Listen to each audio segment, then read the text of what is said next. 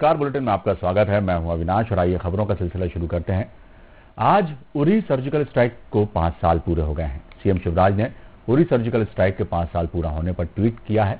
उन्होंने लिखा है कि सर्जिकल स्ट्राइक के आज 5 साल पूरे हो रहे हैं। गौरव के इस दिन पर देश के जवानों के शौर्य, पराक्रम और साहस को प्रणाम।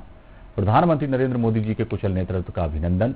देश का गौरव ऐसे ही अक्षुण्ण रहे, यही शुभेच्छा है।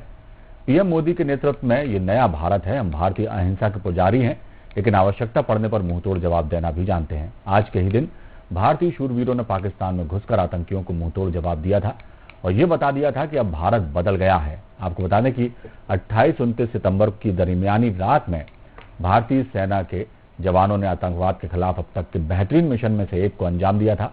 हमारे जवानों ने पाकिस्तानी सीमा में घुसकर करीब 45 आतंकियों को ढेर कर दिया था। ये सर्जिकल स्ट्राइक आतंकियों के हमले का मुंहतोड़ जवाब थी।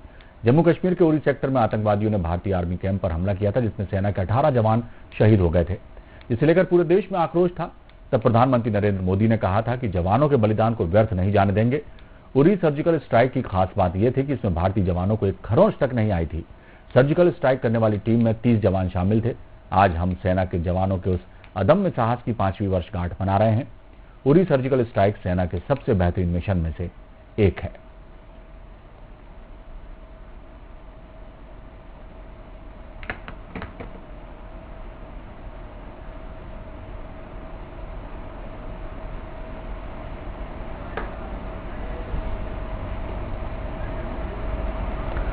तो आज उरी सर्जिकल स्ट्राइक की 5वीं बरसी है। मुख्यमंत्री शिवराज सिंह चौहान ने उरी में सर्जिकल स्ट्राइक करने वाले वीर जवानों के अदम्य साहस, शौर्य की सराहना की है। आज 5 साल पूरे हो गए हैं उरी सर्जिकल स्ट्राइक को। सेना का सबसे बेहतरीन मिशन ये माना जाता है, जिसमें पाकिस्तान में घुसकर आतंकियों का सफाया किया था भारतीय सेना के जवानों ने। 30 जवान इस मिशन में शामिल थे, जिन्हें एक खरोंच तक इस पूरी कार्रवाई के दौरान नहीं आई और 45 आतंकवादी ढेर कर दिए इन शूरवीरों ने। सेना के अदम्य साहस की कहानी कहता ये Uri surgical strike. R Vinayak हैं हमारे साथ, रिटायर्ड ब्रिगेडियर हैं। विनायक जी, आपका बहुत स्वागत। आप सुन पा रहे हैं हमें? हाँ, सुन पा रहे हैं। जय हिंद। विनायक जी, अदम्य साहस और शौर्य की कहानी कहता है उरी सर्जिकल स्ट्राइक। क्या कहेंगे? आज बरसी है 5वीं। जी, 5 साल हुए हैं जी। 2016 में हुआ था सर्जिकल स्ट्राइक जी। ये बहुत ही साहस का काम है, इतना आसान काम नहीं है दुश्मन के इलाके में घुस कर मारना जी। तो ये एक बहुत ही साहस काम था जी, जिसको हमारे जवानों ने, जो स्पेशल फोर्सेस के जवानों ने इसको अंजाम दिया जी। तो ये बहुत खुशी, मतलब हमारे लिए तो बहुत गर्व की बात है जी। और ये अच्छी बात है कि आप इनका हर साल याद करते हैं जी, क्योंकि ऐसे काम करना इतना आसान नहीं है जी जी। इसकी में बहुत प्लानिंग रहती है जी। दुश्मन के बारे में खबर पूरी होनी चाहिए जी। और इसमें गोपनीयता का अपना प्लान का जो है उसके बारे में मतलब लीक होने की चांसेस, मतलब अगर ये प्लान पहले किसी को खबर हो जाए तो ये प्लान मतलब सक्सेस भी नहीं हो सकता। इसलिए ये बहुत ही अच्छी तरीके से प्लान की गई थी जी, जो और जिसको बड़ी सफलता पूर्वक इन्होंने मतलब इसको अंजाम दिया। विनायक जी, एक बात तो ये है कि उरी सर्जिकल स्ट्राइक अपने आप में एक इतिहास बन गई है, क्योंकि जिस तरह से मोर्चा संभाला जवानों ने और पाकिस्तान की सीमा में घुसकर आतंकियों का सफाया किया है, अपने आप में अदम्य शौर्य का जो है परिचय दिया हमारे जवानों ने। और दूसरी बात, जिस तरह से आप बता रहे हैं कि बेहतर प्लानिंग, तकनीक और हौसले की वजह से ये सर्जिकल स्ट्राइक जो है सफलतापूर्वक पूरी हुई और एक भी जवान को खरोंच नहीं आई।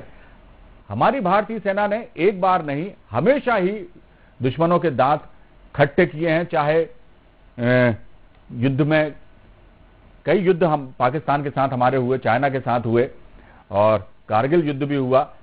हमेशा दुश्मन को धूल चटाई है। लेकिन बदलते परिदृश्य में जब टेक्निक और नई नई चीजें, टेक्नोलॉजी का इस्तेमाल बहुत होने लगा है, तो क्या लगता है आपको कि ये पूरा जो सेना का कहना चाहिए कि पूरा बदलाव हुआ है, ये कितना टेक्नोलॉजी जो है इसमें कितना अहम रोल अदा करती है जी इस तरह की स्ट्राइक्स में? ये बहुत ही टेक्नोलॉजी बहुत अहम रोल अदा करती है जी। और जैसे कि आपने देखा होगा उसके बाद सर्जिकल स्ट्राइक के बाद हमने बालाकोट में एयर स्ट्राइक भी किया था जी। ये सारे थे मैन्ड स्ट्राइक्स, मतलब जिसमें मतलब हमारे, लेकिन आजकल जो ट्रेंड है ये है ड्रोन्स को यूज करना जी, जिसमें पहले ही वो ये बिना अनपायलटेड होते हैं, इनमें कोई मानव नहीं रहता जी, और ये इसमें एक्सप्लोजिव और इनमें पूरी मतलब क्षमता रहती है कि ये अपने जो टारगेट पे जाके ये अटैक कर सके। तो आजकल दुनिया भर में आपने देखा होगा आजकल अफगानिस्तान और इनमें भी लड़ाई हुए हैं, तो इसमें ड्रोन्स का इस्तेमाल ज्यादा हो रहा है जी। और जैसे ड्रोन एक मामूली चीज सब लोगों ने शादियों में देखा होगा आजकल, वीडियो कैमरा से ऊपर से जो लेते हैं बिल्कुल बिल्कुल जी, वो एक ड्रोन है, इसको कहीं भी इस्तेमाल करो तो आजकल ड्रोन्स के जरिए, और ये काफी हाई टेक है और ड्रोन्स क्योंकि इनमें रडार सिग्नेचर बहुत कम रहता है तो इसलिए इसको पकड़ना या रडार डिटेक्शन भी मुश्किल हो रहा है जी जी। तो ये टेक्नोलॉजी है और इसके खिलाफ भी जैसे कोई भी टेक्नोलॉजी आएगा उसके काउंटर करने के लिए भी टेक्नोलॉजी आती जी। बिल्कुल सही कहा आपने विनायक जी। एक बात है कि कोई भी टेक्नोलॉजी नहीं आती है तो उसको काउंटर करने के लिए भी एक नई टेक्नोलॉजी आ जाती है। ये एक सवाल बहुत अहम है कि जब नित नए बदलाव हो रहे हैं, नित नए आविष्कार हो रहे हैं जहां देश में और पूरी दुनिया में हो रहे हैं और युद्ध का कौशल और युद्ध का तरीका भी अब बदलता जाता है, लेकिन वो छुपे हुए दुश्मन जो दिखाई नहीं देते, एक दुश्मन तो वो होता है जो सामने होता है और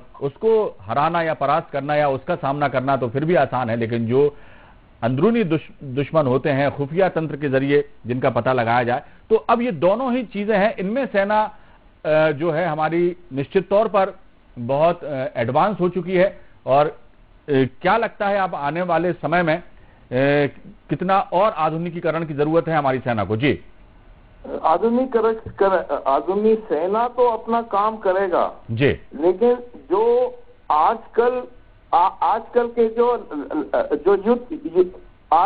युद्ध है इसमें इंफॉर्मेशन वॉरफेयर की काफी इस्तेमाल हो रही है जहां हमारी आम जनता के मन के ऊपर प्रभाव डाल रही है जी।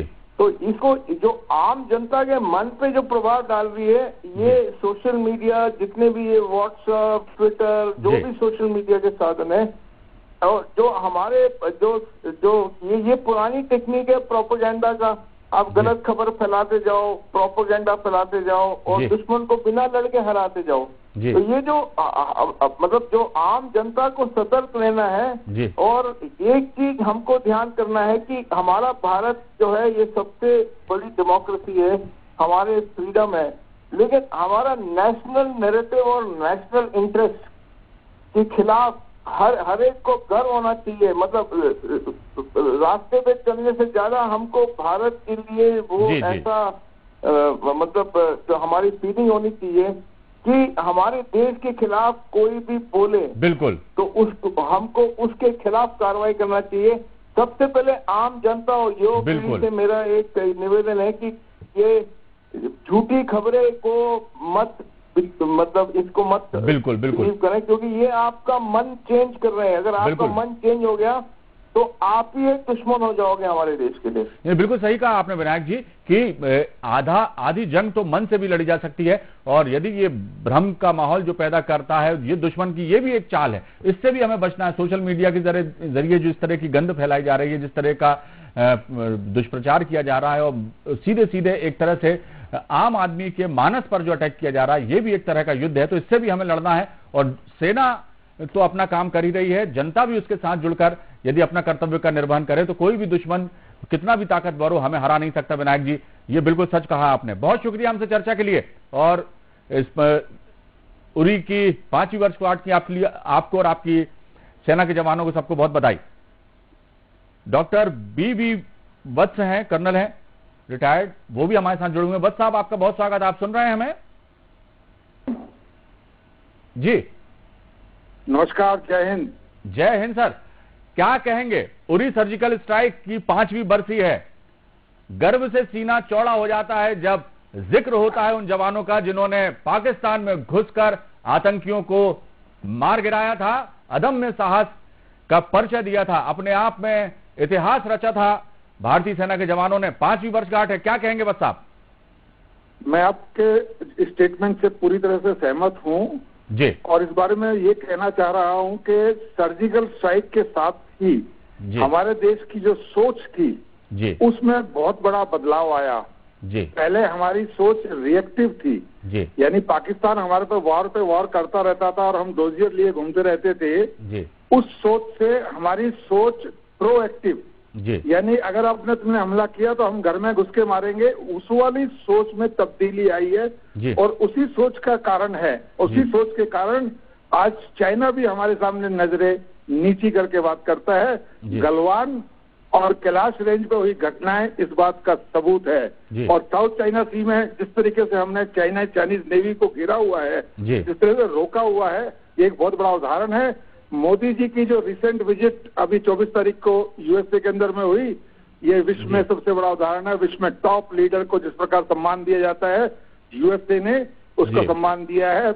हम यूएसए को पहले यूएसए से कर्ज लेते थे और आज हम इस स्थिति में हैं कि हम यूएसए को कर्ज दे रहे हैं। हम दुनिया के सबसे बड़े हथियारों के खरीदार थे, आज हम 83 देशों के लोगों को हथियार दे रहे हैं। तो आत्मनिर्भर भारत की जो सोच है वो आगे बढ़ती जा रही है। देश में बदलाव आया, देश की सोच में बदलाव आया है। इस बात को समझने की जरूरत है और इसको आगे बढ़ाने की जरूरत है। अभी ब्रिगेडियर विनायक साहब बोल रहे थे, मैं उनकी बात से सहमत हूँ। हमें 2.5 फ्रंट पर, मैं शिद्दत के साथ कह रहा हूँ, हमें 2.5 फ्रंट पर लड़ने के लिए तैयार रहना चाहिए। चाइना, पाकिस्तान और हमारे घर के अंदर जो बैठे हुए मीर जाफर और जयचंद, उनसे हमें ज्यादा खतरा है। बिल्कुल बिल्कुल। जो स्लीपर सेल्स यहाँ बैठे हुए हैं, जो मौके का इंतजार कर रहे हैं, जो पाकिस्तान की रोटी इंडिया की खाते हैं और जो है थाली पाकिस्तान के लिए बजाते हैं, तो उन लोगों से हमें ज्यादा सावधान रहने की जरूरत है। हमारा देश बिल्कुल सकारात्मक दिशा की तरफ बढ़ता जा रहा है। बस साहब, बिल्कुल एक बात तो तय है कि सेना का जो काम है सेना तो कर रही है और सेना हमारे देश की तरफ यदि किसी ने भी उंगली उठाई तो सेना उसका मुंह तोड़ जवाब देने के लिए सक्षम है। लेकिन एक युद्ध हमें भी आप और हमको मिलकर भी लड़ना है उन जयचंदों से, जैसा आपने बताया, जो देश में ही रहकर हमारे देश के साथ गद्दारी करते। एक बात मैं पूछना चाहूंगा वत्स साहब, 5 साल हो गए उरी स्ट्राइक को और ये जो जैसा आपने बताया था कि एक धारणा भारतीय सेना की बिल्कुल चेंज हो गई लोगों के मन में, घुसकर मारने की जो प्रवृत्ति है वो कला भी हम जानते हैं, वो हुनर भी हम जानते हैं। ये गूंज सिर्फ हिंदुस्तान में ही सुनाई नहीं दी उरी सर्जिकल स्ट्राइक की, पूरे विश्व में एक बड़ा संदेश गया है। तो क्या नजरिया बदला है पूरी दुनिया में भारतीय सेना को लेकर, ये हम चाहेंगे कि आप रोशनी डालें सर्जिकल स्ट्राइक उरी के बाद। सर्जिकल स्ट्राइक उरी के बाद तो डेफिनेटली जी, लेकिन अगर देखें तो कारगिल युद्ध के अंदर में भी बिल्कुल बिल्कुल यूएस के कहने के बावजूद और यूएस की सोच के बावजूद भी चाइना ने भारत के खिलाफ कोई एक्शन लेने की तो बात दूर, लद्दाख या अरुणाचल एरिया में उस भारत